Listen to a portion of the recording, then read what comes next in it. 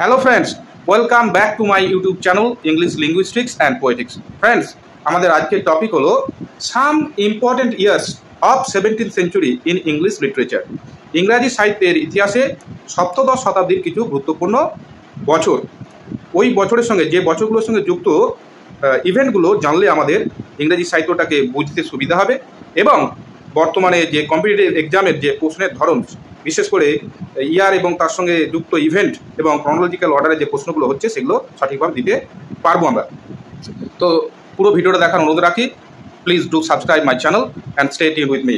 তো শুরু করার আগে প্রথমে আমরা জেনে নিই সপ্তদশ শতাব্দী বলতে কোন সময়টাকে বোঝানো হচ্ছে।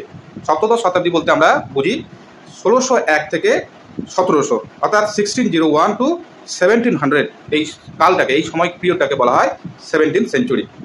তো 17th সেঞ্চুরির গুরুত্বপূর্ণ বছরগুলির মধ্যে যেটা প্রথমেই গুরুত্বপূর্ণ সেটা হচ্ছে 1603, 1603 Elizabeth the first, the virgin queen died. James the sixth of Scotland became James the first of great Britain. Jacobean period শুরু হলো, এলিজাবেথের এজ শেষ এবং জেকোবিয়ান পিরিয়ড শুরু। জেকোবিয়ান পিরিয়ড হচ্ছে 1603 to 1625, 1603 থেকে 1625 এই সময়টাকে বলা হয় ইংরেজি সাহিত্যের ইতিহাসে Jacobean period. Next important year 1605, the gun powder plot. 1605 সালের the gun powder plot. Catholics led by Guy Fawkes attempted to blow up the British Parliament in anger at the intolerance of the official Church of England. The Catholics, dissatisfied with the king's failure to grant greater religious practices to Catholic community. Next important year is 1611. The publication of King James Bible or authorized version of the Bible. James the first ইংল্যান্ডের রাজা হওয়ার পরে তিনি রাজা হয়েছিলেন 1603-এ। 1604 তিনি একটা commission গঠন করেন বাইবেলের ট্রান্সলেশনের জন্য এবং সেটা প্রোজ ভার্সনে ট্রান্সলেট করা হয়। ল্যাটিনের প্রতি যে একটা রিলাই সেটা কমতে থাকে। Next important year 1616, the death of the greatest world's greatest dramatist William Shakespeare. Next important year 1623, the publication of Shakespeare's first folio by two editors, John Heming and Henry Condell. Next, friends, 1625, Charles the First became king on the death of his father James the First. And Caroline age শুরু হচ্ছে। Caroline এজে দুটো phase রয়েছে। প্রথম ফেজটা হচ্ছে 1625 to 49 এবং পরের ফেজটা আমরা হচ্ছে 1660 to 1685। প্রথম ফেজটা হচ্ছে ক্যারোলাইন এজের প্রথম ফেজ হচ্ছে 1625 থেকে 1649 এবং দ্বিতীয় ফেজ হচ্ছে 1660 থেকে 1685। এই দ্বিতীয় ফেজটার আর একটা নাম আছে, আমরা পরে আসছি সেটা। তো 1625-এ চার্লস দি ফার্স্ট রাজা হলেন। তার পিতার মৃত্যু পর, অর্থাৎ জেমস দি ফার্স্টে তিনি ruled England. Charles the first ruled England without parliament. He was A believer and promoter of divine rights of king, absolute monarchy.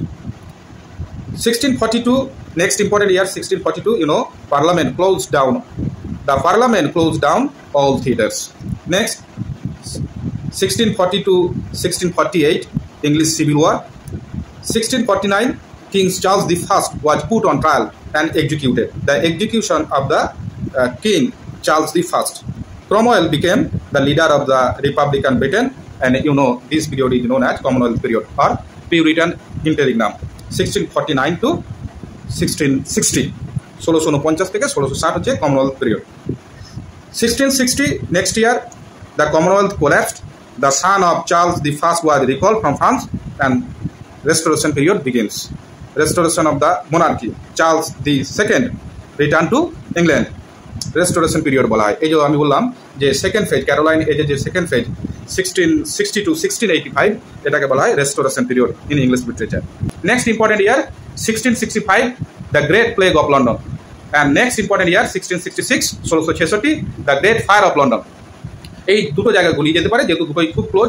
1665 and 1666, great plague of London আর গ্রেট ফায়ার অফ লন্ডন। তো এটাকে আমরা মনে রাখতে পারি এইভাবে যে একটা প্রবচন আছে, গোদের উপর বিষ পড়া। গোদ মানে রোগ, এখানে রোগ বলতে মহামারী। প্রথমে মহামারী, রোগ অর্থাৎ প্লেগ, তারপর হচ্ছে বিষ পড়া হচ্ছে great fire. Next important year 1667, John Milton's Paradise Lost published. 1678, John Bunyan's Pilgrim progress published.